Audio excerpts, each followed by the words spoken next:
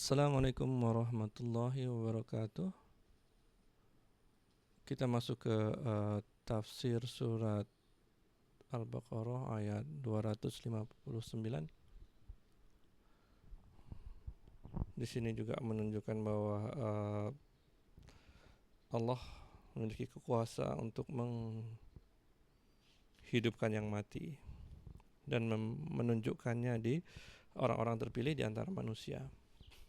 Ini adalah kisah yang juga dekat dengan Bani Israel. Mereka tahu kisah tentang Uzair karena mereka memanggilnya Uzair ibnullah, Uzair anak Allah. Nanti di akhirat Allah akan bertanya, "Hei Uzair, betulkah kamu adalah Tuhan yang disembah?" Tahu nggak teman-teman bahwa kisah-kisah yang disembah itu berawal dari kisah seseorang yang soleh, yang dia berhasil mengimpress, menunjukkan kesolehannya di hadapan masyarakat. Ketika dia mati, orang menyembahnya. Itulah tipu daya dari iblis. Oke, saya mulai. A'udzubillahi minasyaitonirrajim. Au kalladzi marra ala qaryatin wa hiya khawiyatun ala urushiha. Nah, di sini apa namanya? Allah mengemukakan sebuah cerita lagi tentang apa namanya? Seseorang yang melalui suatu negeri yang temboknya telah roboh menutupi atapnya. Jadi ceritanya seperti ini. Kalau kita baca terjemahnya aja plain, tidak menarik. Tapi kalau kita tahu tafsirnya, kita tahu ceritanya, latar belakangnya, kita akan berkata, "Oh, it is cool, ceritanya menarik loh." Jadi ceritanya ada seseorang yang berjalan ke sebuah kota yang telah dihancurkan. Dalam tafsir disebutkan kota ini adalah Baitul Maqdis, dihancurkan oleh Raja Bukhtanasar. Nah, penduduknya dibunuh, kotanya yang asalnya megah dihancurkan. Bayangkan umpamanya Jakarta atau Kuala Lumpur diserang oleh Amerika, dibom, hancur, luluh lantak, tidak ada penghuninya, sehingga sebelumnya kita melihatnya sebagai kota metropolitan, sehingga sekarang menjadi kota mati. Nah, itu adalah bayangan apa yang terjadi dengan Baitul Maqdis di zaman itu. Kosong. Padahal awalnya megah. Nah, disebutkan qala anna yuhyi hadhillahu ba'da mautiha. Uzair ini berkata, bagaimana Allah menghidupkan negeri ini sesudah mematikan atau merobohkannya. Negeri kota yang megah, metropolitan, dihancurkan, dibom, penduduknya dibunuh, menjadi kota mati, puing-puing di mana-mana, hancur. Terus gimana caranya untuk mengembalikannya? Nah, orang ini adalah orang yang beruntung karena kesolehannya. Fa'amatahullahu mi'ata amin summa ba'athahu. Maka Allah mematikannya selama 100 tahun. Summa ba'athahu. Kemudian Allah bangkitkan dia. Selama 100 tahun Uzair ini mati, Allah bangun negeri itu. Kemudian setelah di tahun yang ke-70 penduduknya sudah berkumpul kembali, Bani Israel sudah kembali ke negeri tersebut, bangunan-bangunan yang roboh dibangun kembali, kota itu menjadi kota metropolitan kembali.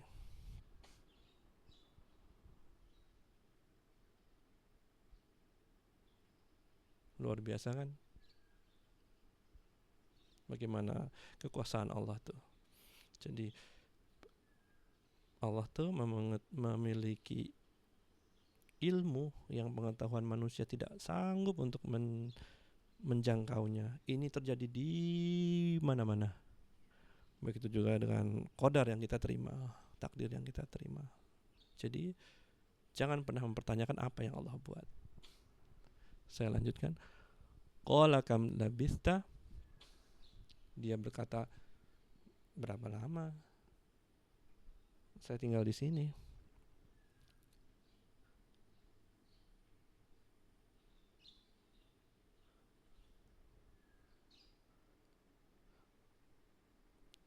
Oh, bukan. Qala kam labista itu artinya dia berkata, berapa lama kalian tinggal di sini? Karena ketika dia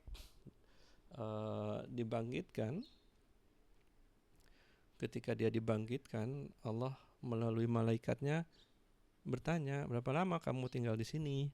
Nah, orang ini Uzair ini berkata, qala labistu yauman aw ba'dha yaum. Ia berkata, saya tinggal di sini sehari atau setengah hari saja.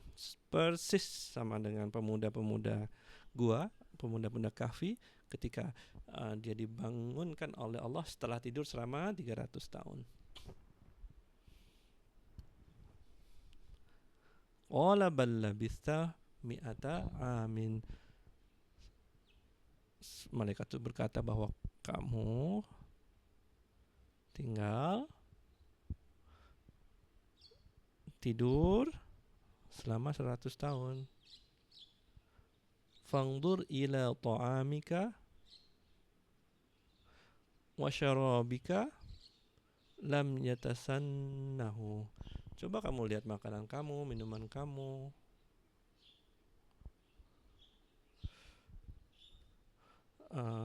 Belum lagi berubah.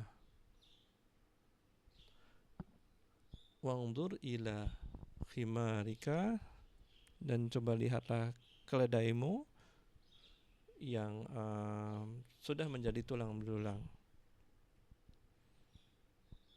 Nah,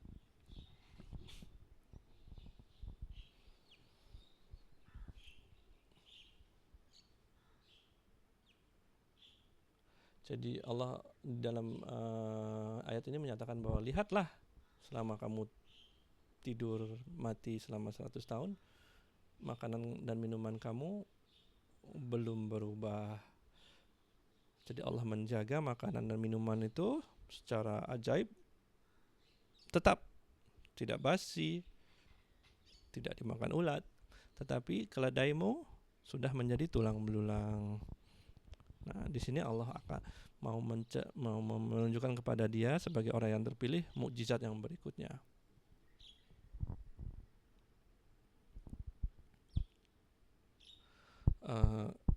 Kaifa nusiruha summa naksuha lahma. Bagaimana kami menyusunnya kembali, kemudian kami membungkusnya dengan daging.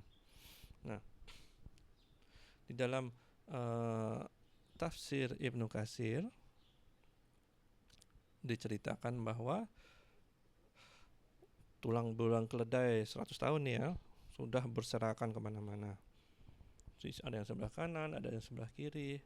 Kemudian datang angin meniupnya sehingga tulang itu terangkat, nampak ke atas, tersingkap sampai jelas putihnya kembali. Kemudian angin itu mengumpulkan kembali tulang belulang itu dari segala tempat, kan sudah terpisah jauh-jauh kan, ada yang di mana, nah kumpul ke satu tempat. Setelah itu Allah menyusun tulang itu satu demi satu sehingga berurutan menjadi sebuah bentuk tengkorak daripada keledai yang berdiri tanpa daging, masih bertulang aja.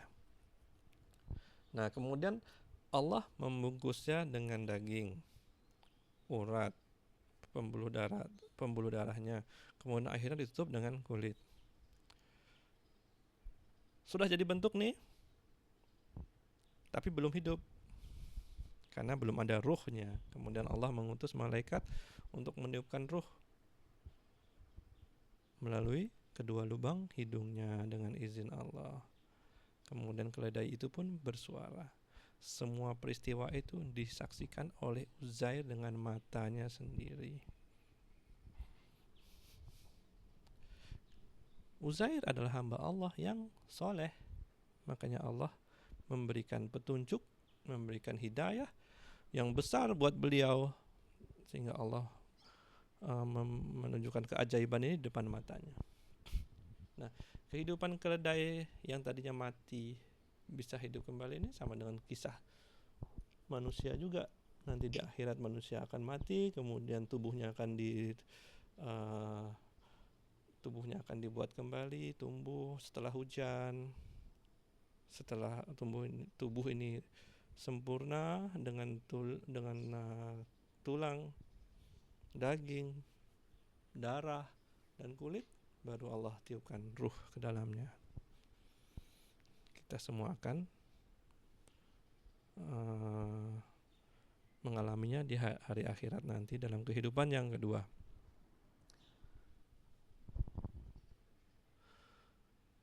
Falamma tabayyana lahu, ketika sudah jelas hal itu terjadi di depan matanya, qala a'lamu annallaha ala kulli syai'in qadir. Dia berkata, saya mengetahui bahwa Allah atas segala sesuatu berkuasa. Nah, jadi itulah tafsir dari surat Al-Baqarah ayat 259. Itu dulu. Assalamualaikum warahmatullahi wabarakatuh.